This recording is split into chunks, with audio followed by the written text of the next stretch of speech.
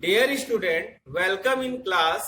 आज की class specially उन बच्चों के लिए है जिन बच्चों को मुक्त मूलक प्रतिस्थापन अभिक्रिया फ्री रेडिकल सब्स्टिट्यूशन रिएक्शन की मैकेनिज्म यानी क्रिया विधि समझने में कुछ प्रॉब्लम्स आ रही थी। आइए इनको वापस इस रिएक्शन को समझने की कोशिश करते हैं। मुक्त मूलक प्रतिस्थापन अभिक्रिया हम लोगों ने पढ़ा था, किसका कराना था? एल्केन का। एल्केन में हम लोगों ने लिया था मेथेन।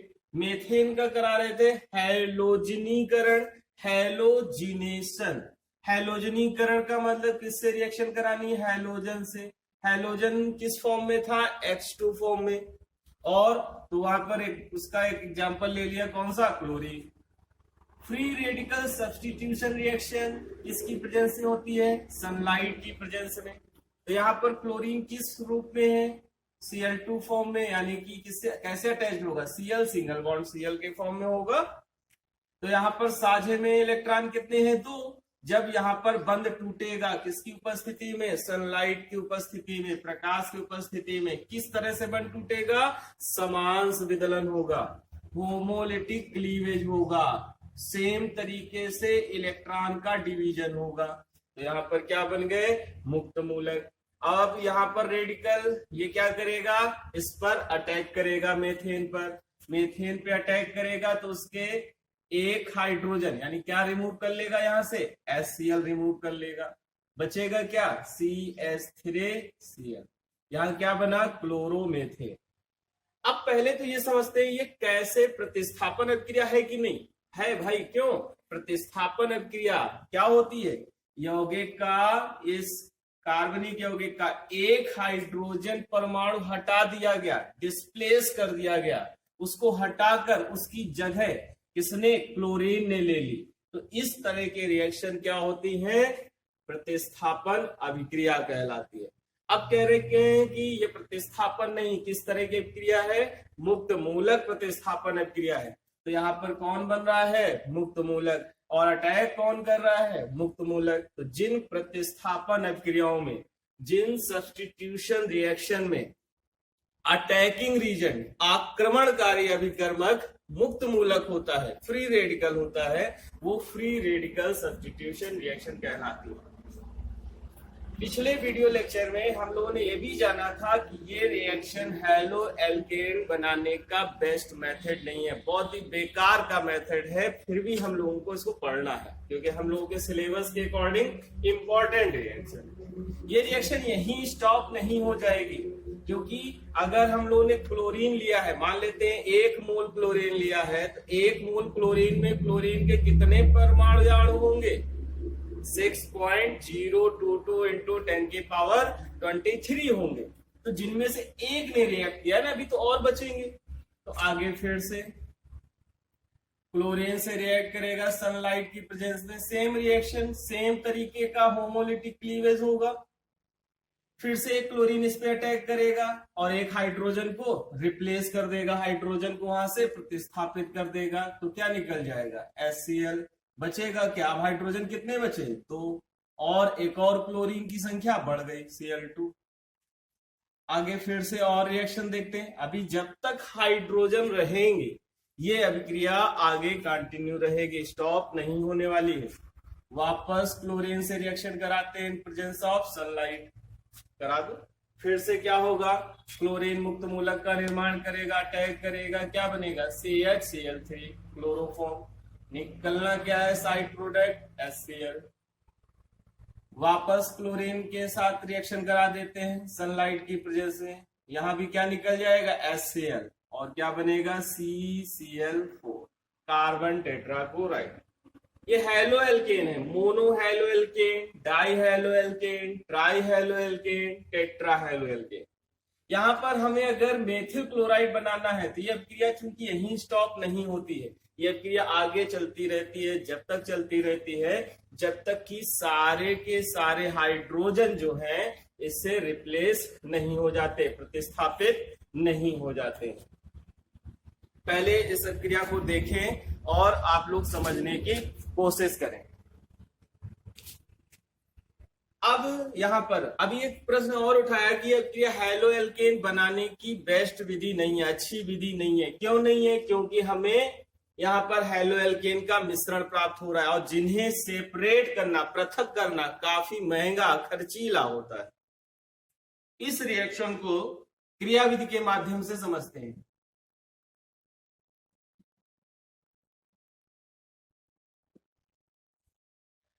चले देखते हैं यहां पर क्या होगा। क्लोरीन, स्पेशली क्लोरीन, क्लोरीन को हम लोग ऐसे लिख देते हैं, क्लोरीन को। अब यहां पर किसकी प्रेजेंस में? सनलाइट की प्रेजेंस में। अब क्रिया कहां स्टार्ट होगी? क्लोरीन के होमोलिटिक क्लीवेज से। यहां पर बॉन्ड टूटेगा, किस तरह से विदलन होगा? क्लीवेज होगा, होमोलिटिक क्लीवेज, समांश विदलन होगा। समांश विदलन क्या होता है?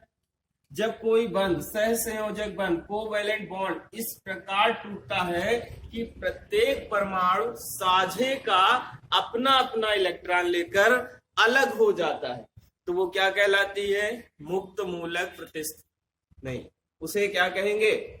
होमोलिटिक क्लीवेज कहेंगे। सॉरी, उसे क्या कहेंगे? होमोलिटिक क्लीवेज कहते हैं।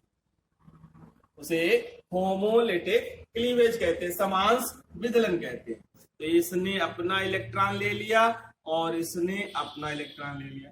इस तरह से हाफ एरो, कर्व एरो अगर लगाते हैं तो इसका मतलब एक इलेक्ट्रॉन का मूवमेंट हो रहा है। फुल एरो लगाते तो मतलब दोनों इलेक्ट्रॉन जा रहे थे। तो लिया तो यहां पर क्या बनेंगे? दो क्लोरीन रेडिकल बन गए, क्लोरीन मूलक बन गए। ये स्टेप जो है ये फर्स्ट स्टेप है, और फर्स्ट स्टेप ये क्या कहलाता है? उसका इनिशिएशन स्टेप। इनिशिएशन स्टेप है, यानी कि प्रारंभिक पद। प्रारंभिक पद कहलाता है। अब आगे रिएक्शन क्या होगी? प्रोपेगेट होगी, मतलब आगे रिएक्शन को जाना है। तो इसके बाद जो रिएक्शन के जो स्टेप्स होंगे उन्हें क्या कहते हैं? प्रोपेगेशन स्टेप, यानी संचालन पद कहते हैं। अब संचालन पद में क्या होगा? यहां पर अब रिएक्शन आगे प्रोसीड होगी, तो हम लोग कौन रिएजेंट का इस्तेमाल किया था? नहीं, सबस्ट्रेट का इस्तेमाल किया था। यानी रिएजेंट नहीं, इसको सबस्ट्रेट बोलेंगे। कौन सा सबस्ट्रेट? यानी अभिकारक। अभिकारक कौन था? मेथेन। मेथेन इस तरह से लिख सकते हैं, इसे क्या हम लोग ऐसे लिख सकते हैं? CH3 और H लिख सकते हैं ना? ठीक। अब यहां पर ये क्लोरीन रेडिकल मूलक बन चुके हैं, तो यहां पर क्या होगा? ये क्लोरीन मूलक इस पर अटैक करेगा। यहां भी ये भी क्या होगा? सनलाइट की प्रेजेंस में ही रिएक्शन हो रही, तो यहां भी क्योंकि ये मुक्त मूलक का निर्माण होता है, सनलाइट के प्रेजेंस में किसका फॉर्मेशन होता है? फ्री रेडिकल का, मुक्त मूलक का। यहां भी ये बॉन्ड किससे अटैच होगा? कार्बन से। अगर कुछ लोग ना समझ में आए तो इसे हम लोग क्या लिख सकते हैं? ऐसे भी लिख सकते हैं, H3CH। हाइड्रोजन कार्बन से अटैच्ड है, इसने अपना इलेक्ट्रॉन लिया और इसने अपना इलेक्ट्रॉन लिया। यहां भी क्या हुआ? होमोलिटिक क्लीवेज हुआ। अब यहां पर क्या बना? एक हाइड्रोजन रेडिकल बना और एक मेथिल रेडिकल। हाइड्रोजन मूलक और मेथिल मूलक। वो क्या करेगा? हाइड्रोजन मूलक क्लोरीन से रिएक्शन करेगा। ये लो, अब क्या है? हाइड्रोजन क्या होगा? अस्थाई है सबसे ज्यादा। दोनों रेडिकल में अस्थाई कौन? हाइड्रोजन। हाइड्रोजन क्लोरीन से पहले रिएक्ट करेगा और क्या निकाल लेगा? HCl निकाल देगा, बना लेगा। बचा कौन? CH3। ये रेडिकल बन जाएगा। अब ये बना CH3 रेडिकल। अब हम लोग के पास क्या है? क्लोरीन। अरे एक अभी शुरुआत में बात की थी, 1 मोल लिया है। 1 मोल भी अगर लिया है तो बहुत सारे क्लोरीन के अणु हैं, तो क्लोरीन क्या करेगा? फिर से इस पे अटैक करेगा। क्लोरीन से रिएक्शन कराएंगे, यहां फिर से क्या होगा? होमोलिटिक विदलन होगा, होमोलिटिक क्लीवेज होगा, समांश विदलन होगा, क्लोरीन बनेगा। क्लोरीन मूलक अब इस मिथाइल मूलक से रिएक्शन करेगा, तो क्या बनेगा? CH3Cl प्लस एक कौन रह गया? ये क्लोरीन मूलक रह गया। अब ये क्लोरीन मूलक क्लोरीन रेडिकल बना है, इसके पास कई सारे चांसेस हैं। अब इस क्रिया में पार्टिसिपेट करना, इसको भाग लेने के लिए कई तरीके हैं, कई पद मिल सकते हैं, चांसेस हैं। तो क्लोरीन के पास एक चांस तो ये आया कि जैसे यहाँ पर विदलन हुआ था, क्लीवेज हुआ था, ये इसी तरह से क्लोरीन जाए और आगे अभिक्रिया को ले जाए। एक तो ये तरीका है। दूसरा तरीका क्या हो सकता है, दूसरा इसके मौका क्या है, ये क्लोरीन मूलक इसी पर अटैक कर दे, जो प्रोडक्ट बनाएंगे वो उसी पर अटैक कर दे। अगर ये मान लेते हैं इसी पर अटैक कर देता है, इसी पर आक्रमण कर देता है, तो क्या होगा, इसे देखते हैं जरा। इसे थोड़ा सा डाइवर्ट करके लिख देते हैं। इसे ऐसे लिख सकते हैं CH2, नीचे Cl दिखा दिया जाए, और एक हाइड्रोजन भेजे, यही लिखा हुआ है CH3, देखो CH3Cl। इससे इस क्लोरीन रेडिकल की रिएक्शन करा दी, तो वहां पर फिर से यहां पर क्या होगा, होमोलिटिक क्लीवेज होगा। उसी तरह से जैसे यहां पर हाइड्रोजन ने रिएक्ट करके पहले HCl बनाया था, यहां भी पहले क्या निकल जाएगा, HCl रिमूव हो जाएगा। बचा क्या, CH2। यहां से कौन अटैक कर देगा, नहीं अटैक नहीं करेगा। यहां कौन बचा, ये रेडिकल बचा, मुक्त मूलक बचा, कौन सा, CH2Cl, ये रेडिकल बच गया। वापस देखते हैं इस रिएक्शन को। ये है CH2Cl रेडिकल है, क्योंकि उसी तरह से क्लोरीन के एटम बहुत सारे हैं ना, तो क्लोरीन वापस रिएक्ट कर सकता है, इससे वापस रिएक्ट करेगा, एक क्लोरीन यहाँ पे आ जाएगी, यहाँ पर भी क्या होगा, मुक्त मूलक का निर्माण होगा। यहाँ क्या बनेगा, CH2 क्लोरीन 2 हो गए, प्लस एक क्लोरीन रेडिकल फिर से बन गया। फिर से वही चांसेस, क्लोरीन के पास फिर से मौके हैं कि ये क्लोरीन क्या करे, वापस इसी तरह से यहां से वापस रिएक्शन का संचालन करे, या फिर ये क्लोरीन इसी डाइक्लोरोमेथेन पर आक्रमण कर दे। अगर मान लेते हैं कि ये क्लोरीन इसी डाइक्लोरोमेथेन पर ही आक्रमण करता है, इसी पर आक्रमण करते, तो इसे ऐसे लिख देते हैं, यहां CH2 है, तो इसे हम लोग तोड़ के थोड़ा सा रिलैक्स करके लिखते हैं H। कौन सा, ये क्लोरीन रेडिकल इसी पर अटैक किया, अटैक कर दिया।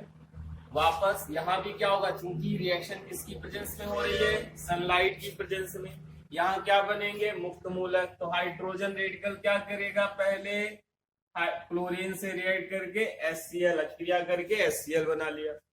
बचा क्या, CH, चूंकि अपना अपना इलेक्ट्रॉन लेकर अलग हुए थे, तो इसका शेयरिंग इलेक्ट्रॉन ये अपना जो था वो बना रहेगा। तो यहां पर क्या बना, डाइक्लोरोमेथाइल मूलक बना। अब डाइक्लोरोमेथाइल, ये डाइक्लोरोमेथाइल रेडिकल है, डाइक्लोरोमेथाइल रेडिकल पर वापस क्लोरीन अटैक करेगा, क्लोरीन अटैक करेगा, यहां भी क्या होगा, मुक्त मूलक का निर्माण होगा, सनलाइट की प्रेजेंस में रिएक्शन हो रही, तो एक क्लोरीन मूलक क्या होगा, इस मेथाइल मूलक पे डाइक्लोरोमेथाइल मूलक पे अटैक करेगा, आक्रमण करेगा। आक्रमण करेगा तो इससे जुड़ेगा, कितने क्लोरीन हो गए, 3, तो क्या बना, CHCl3 प्लस क्या बनेगा, एक क्लोरीन रेडिकल अलग। आप देखो फिर से वही वापस रिपीट चांसेस आ गए, क्या, ये क्लोरीन मूलक जो है, रेडिकल जो है, वापस या तो इसी तरह से अभिक्रिया को जाकर प्रारंभ करे जाके, या फिर इसी पर अटैक कर दे। अगर इसी पर अटैक कर देता है, से HCl3 प्लस क्लोरीन, या इसको थोड़ा सा रीअरेंज करके लिखते हैं जिनको ना समझ में आए, क्लोरीन, तीनों क्लोरीन को इस तरह अटैच कर दिया, ये क्लोरोफॉर्म ही है। यहां भी क्या होगा, उसी तरह से फ्री रेडिकल सब्स्टिट्यूशन रिएक्शन है और सनलाइट की प्रेजेंस में हो रही है, तो क्या होगा, रेडिकल का निर्माण होगा, सनलाइट की प्रेजेंस में ये बॉन्ड टूटेगा, अपना अपना शेयरिंग इलेक्ट्रॉन लेकर अलग हो जाएंगे। तो यहां से क्या निकल जाएगा, सिंपल सा प्रोडक्ट, साइड प्रोडक्ट HCl। बचा क्या, ट्राइक्लोरो, ये मेथाइल मूलक बचा। अब फिर से वापस क्या चांसेस बनते हैं कि इस ट्राइक्लोरोमेथाइल मूलक पर क्लोरीन अटैक करे, और क्लोरीन अटैक करेगा तो यहाँ पर क्या बन सकता है, एक और क्लोरीन इंक्रीज हो जाएगा, बढ़ जाएगा, CCl4 प्लस क्या बना, क्लोरीन मूलक। अब क्या ये इसके पास ये तो चांसेस है कि वापस यहीं से अभिक्रिया स्टार्ट करे, क्या इसके पास ये पॉसिबिलिटी है, क्षमता है, चांसेस है कि इस पर अटैक करे? नहीं अटैक करेगा। क्यों? क्योंकि जितने हाइड्रोजन थे सभी को रिमूव कर चुका है, प्रतिस्थापित कर चुका है। सभी हाइड्रोजन प्रतिस्थापित होने के बाद लगभग अभिक्रिया अंतिम पद पर पहुंच गई। अब अंतिम क्षण में अभिक्रिया ये पहुंच चुकी है, तो यहाँ पर क्या होगा, कुछ टर्मिनेशन होगा। टर्मिनेशन तो तीसरा स्टेप्स आता है, अंतिम पद है टर्मिनेशन स्टेप, अंतिम पद पहले से। अंतिम पद में क्या होगा, जो रेडिकल बचे हैं, अंतिम पद में क्या होगा, जो रेडिकल बचे हैं वो आपस में कंबाइन करेंगे। जैसे दो रेडिकल थे, एक रेडिकल ने रिएक्ट किया था और रेडिकल बचे क्लोरीन रेडिकल, प्लस अभिक्रिया के बाद कोई बहुत सारे रेडिकल हो सकता है बचे, जैसे ये रेडिकल बच गया तो क्या कर सकते हैं, क्लोरीन रेडिकल यानी क्लोरीन मूलक Cl2 का निर्माण कर सकते हैं। दूसरा क्या चांसेस है कि जैसे कोई भी मेथाइल मूलक, जैसे मेथाइल मूलक बने थे, या अभिक्रिया के बीच में कहीं मेथाइल मूलक रह गया शुरुआत में और एक बाद में कहीं रह गया, या बाद में कहीं क्लोरीन मूलक मिल गया उसको। अभिक्रिया समापन की ओर है, समापन की ओर है, जो मूलक बचे हैं वो आपस में क्या कर सकते हैं, रिएक्ट करके प्रोडक्ट का निर्माण करेंगे। तो यहाँ पर क्या बन जाएगा, CH3Cl। या एक और पॉसिबिलिटी बनती है कि मेथाइल मूलक पहले बचा था और अंत में कहीं से एक और मेथाइल मूलक बच गया, तो यहाँ क्या बना, CH3Cl नहीं CH3CH3, क्योंकि दोनों ही क्या है, मेथाइल मूलक। ये क्या हो गया, एथेन। ये बहुत ट्रेस में बना है। ट्रेस का मतलब क्या, तो बहुत कम मात्रा में बना हुआ है। इस रिएक्शन को पहले देख लें, समझें, इसका स्क्रीनशॉट ले लो। ओके, कभी कभी आपसे इसे पूछ लिया जाता है कि इस अभिक्रिया में एथेन का, एल्केनो के हैलोजनीकरण में, या मेथेन का जब हैलोजनीकरण कराते हैं तो उसमें एथेन का निर्माण कैसे हो जाता है, तो हम लोग बता सकते हैं इस तरह से एथेन का निर्माण हो जाता है। कुछ बच्चे कह रहे थे कि इतनी बड़ी रिएक्शन सर, क्या इतनी बड़ी मैकेनिक्स लिखनी होगी? वैसे मैकेनिक्स तो पूरी यही है, लेकिन फिर भी अगर कुछ सहूलियत के लिए बच्चों को बता देते हैं कि अगर एग्जाम में आ जाए और आपको नहीं आता है, हैलोजनीकरण रिएक्शन देते तो आप इतने से काम चला देते हैं। कितना, ये इसको ना दिखाकर केवल यहीं तक रिएक्शन दिखा, साइड बोर्ड में क्लोरोमेथेन हम लोग का मेथिल क्लोराइड यहीं तक बनाया था, तो 2 स्टेप दिखाने के बाद बाकी इसके स्टेप जो हैं ये आप इन्हें हटा सकते हैं।